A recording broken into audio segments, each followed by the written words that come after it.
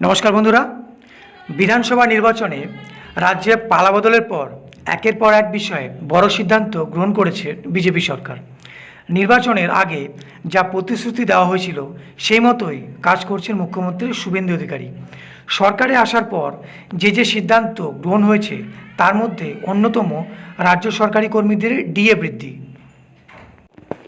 যেখানে পূর্বতন সরকারের সময় বহু আন্দোলন হয়েছে এটি নিয়ে, কিন্তু 15 বছরে কোনো লাভ হয়নি কর্মীদের। তাই ক্ষমতায় এসেই ডিএ বৃদ্ধি ঘোষণা করেছেন মুখ্যমন্ত্রী।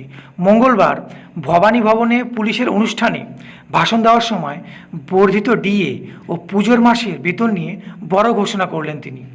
পুজোর আগেই বেতন ও 20% ডিএ পাবেন রাজ্য সরকারি কর্মীরা। ভবানী ভবনে পুলিশের অনুষ্ঠানে ভাষণ দেওয়ার সময় ঘোষণা করলেন মুখ্যমন্ত্রী শুভেন্দু অধিকারী।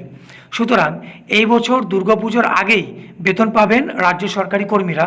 মুখ্যমন্ত্রী বলেন, আমি অর্থ সচিবকে বলেছি, অর্থমন্ত্রীকে বলেছি পুজোর মাসে, পুজোর আগে অক্টোবরে বেতন দিতে ও 20% অ্যাডিশনাল দিতে। উল্লেখ্য, রাজ্য সরকার পরিবর্তনের পর থেকেই সরকারি কর্মীদের মধ্যে নতুন বেতন কমিশন এবং ডিএ বৃদ্ধি নিয়ে প্রত্যাশা ছিল। সেই প্রত্যাশার প্রেক্ষিতেই সরকারের প্রথম বাজেটে অর্থমন্ত্রী স্বপন দাশগুপ্ত 20% ডিএ বৃদ্ধির ঘোষণা করেন। এর মাধ্যমে দীর্ঘদিনের দাবির বিষয়ে সরকারের অবস্থান স্পষ্ট হয়। একই সঙ্গে মুখ্যমন্ত্রী জানিয়েছেন, রাজ্য সরকারি কর্মীদের বেতন কাঠামো পুনর্বিবেচনার জন্য সপ্তম বেতন কমিশন গঠনের প্রক্রিয়াও এগোচ্ছে। ইতিমধ্যে এ সংক্রান্ত বিজ্ঞপ্তি প্রকাশ করা হয়েছে এবং কমিশনের টার্মস অফ রেফারেন্স বা কাজের পরিধি ও দায়িত্বের খসড়া প্রস্তুত হয়েছে। বর্তমানে খসড়া চূড়ান্ত হয়ে কমিশনও গঠন করা হয়েছে। কমিশন তার সুপারিশ তৈরির কাজ শুরু করে দিয়েছে এবং সেই অনুযায়ী পরবর্তী প্রশাসনিক পদক্ষেপ নেওয়া হবে।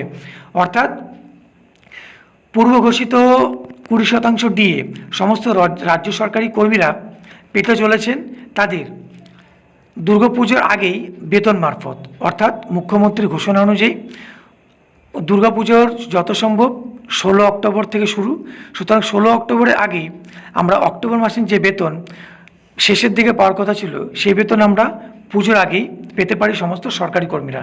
তো ভিডিওটি ভালো লাগলে একটি লাইক করে দেবেন এবং যে সমস্ত কর্মীরা আগামী আপডেটের অপেক্ষায় থাকবেন তারা আমার চ্যানেলটিকে সাবস্ক্রাইব করে সঙ্গে থাকবেন। ধন্যবাদ।